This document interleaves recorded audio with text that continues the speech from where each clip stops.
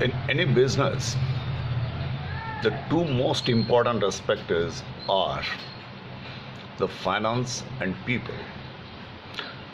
Now, if you want to hire a better manpower, you need finance. If you want to set up a very good office, you need finance. So basically, the finance is the lifeline of any industry or enterprise, be it small, large, medium, it doesn't matter. You need money. Every business, no matter of its scale, needs money to run and expand its operation.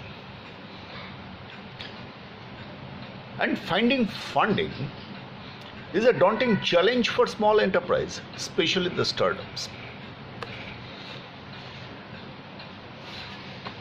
Therefore, the importance of the investors cannot be underestimated and underrated.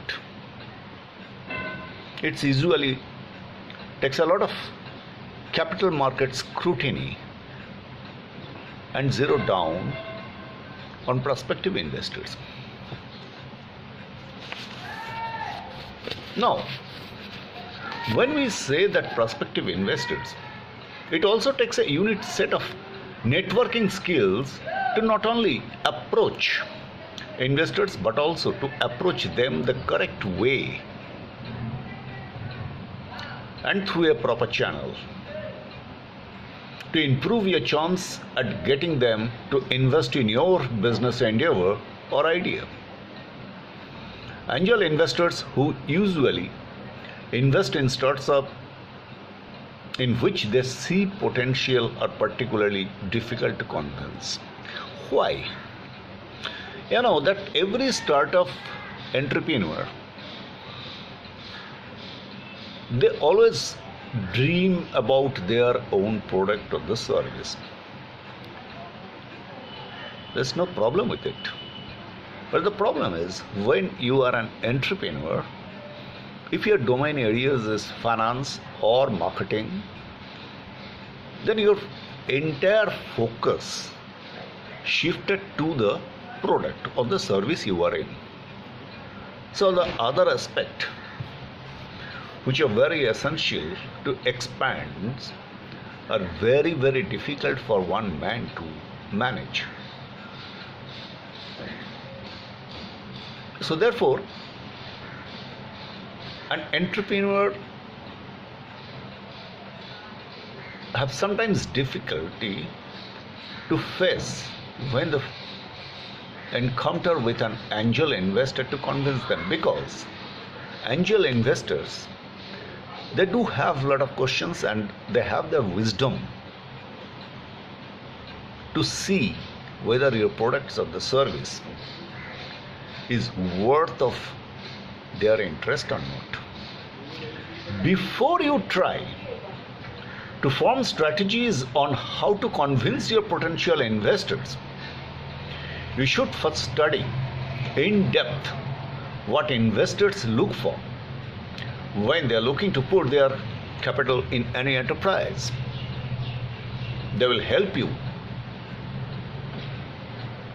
pitch your ideas in an effective manner so that it fulfills the investor's requirement, not your requirement first, as well as yours. It's mutually exclusive. It has to be. In fact, the entire process of fundraising, whether from the VCs, banks or angel investors, takes a lot of time, hard work and infinite amount of patience. Don't lose your heart. There are certain elements in it. Everything cannot be discussed. Sometimes one has to go through the real pain on the back. First thing first, do your homework thoroughly. Investors like to deal with entrepreneurs who are well prepared before they come to them. It is good to have an idea of an industry they are usually investing. That means When you do your homework, you better work on where the investor's interest lies, whether they have invested in the similar domain areas or not. Therefore, a certain trend or have some characteristics as to found to be common. Like you and your company, they want to grow their investment as well. So investors are also into business. Therefore, you need to ensure that you pouch your proposals in a way that it demonstrates growth prospect in your and for your investors. Be prepared to answer any questions. Usually, entrepreneurs running a small and the medium-sized business, especially the startups, are highly enthusiastic about and passionate about their product concept, business ideas, or the particular project for which they need funding. As a result, they get so carried away that they overload potential investors with too many specifics and unnecessary details, thereby killing the investors' interest and their endeavor. Just a gist or a balanced, brief proposal would be enough to get them interest. Remember that. Show them proof. No matter how awesome you think your idea is or your company's products are, investor need tangible proof. We need tangible proof. Even as a fundraising company, we need the tangible proof.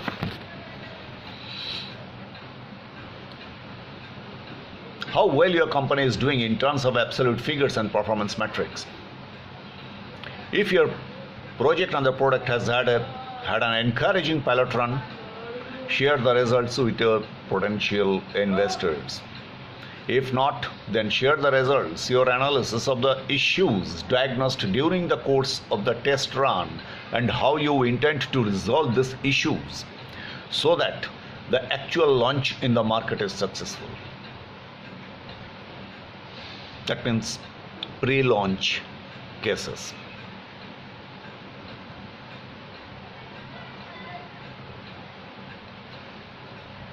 Show them the company's past and the present financial statements, revenue focused, profit projections, and the potential margin focused and the performance metrics, which is very, very important. Also show them proof of your competitive advantage, such as patents for a new and the unique products, the trademark and the copyrights.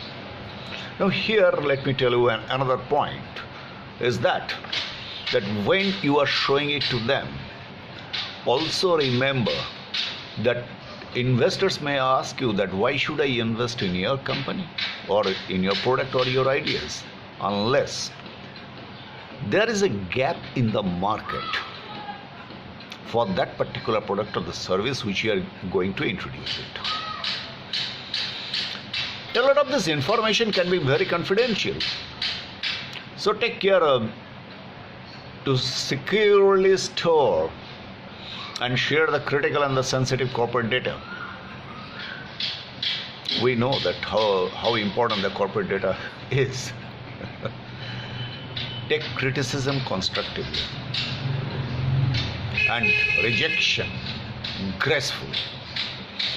Often investors may not see the things like the market situation, profit projections, and your product viability as you intend to present to them.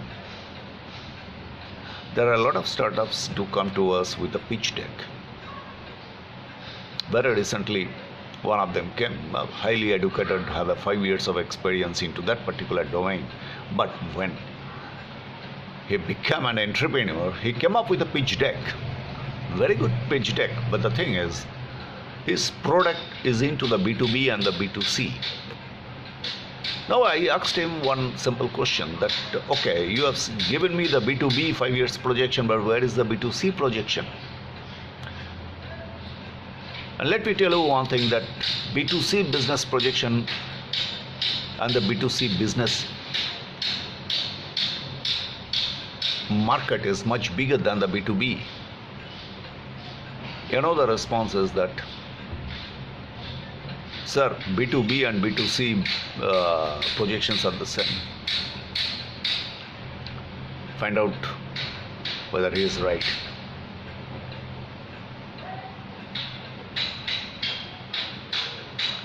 The investors may even criticize other negative ideas. They may have concern regarding issues that might not even have occurred to you. It may happen because they are dealing in day in and day out with many kinds of products and the service in the marketplace. You are one of them. That questions may catch you unaware. In such cases, take full, complete responsibility and request some time to come back with the answers.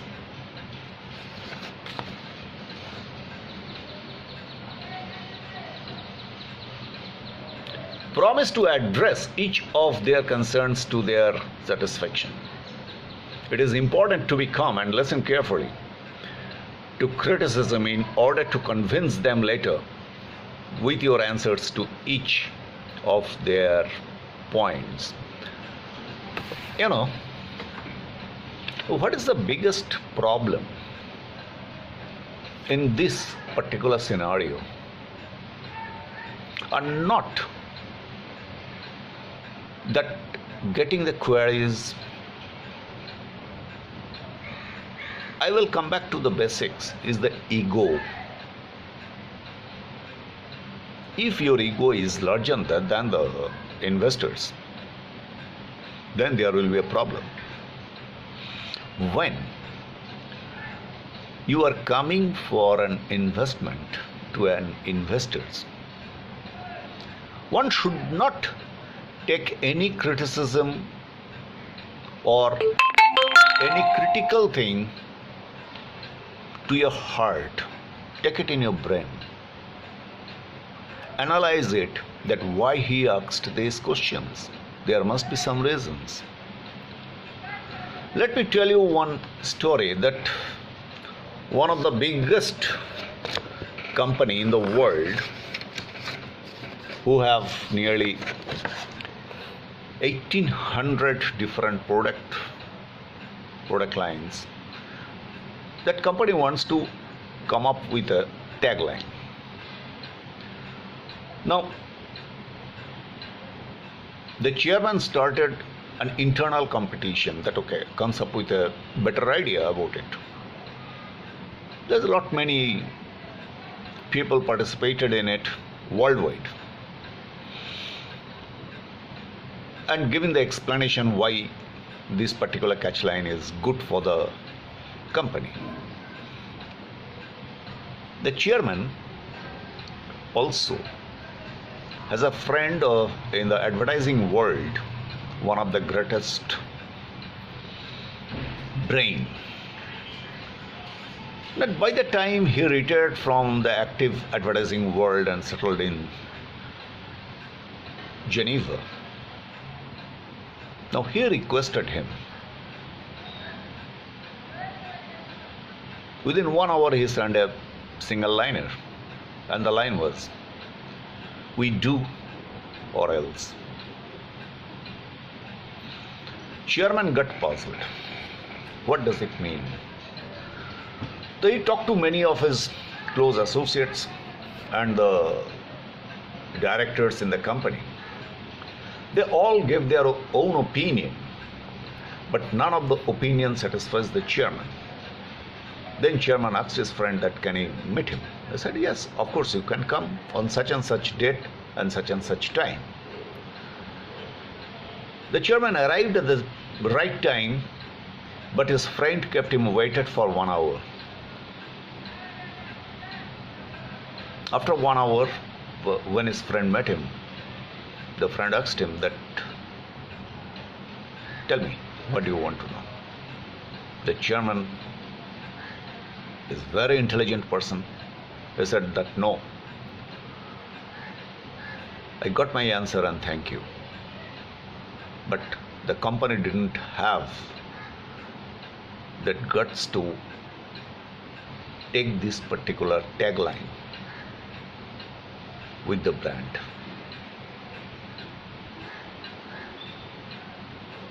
Breast is a different ballgame altogether. Why? Because every company has its plus side as well as minus side. The chairman, instead of taking the plus side, he decided to focus on the negative side so that he can utilize this tagline later on, but later on never came. Thank you.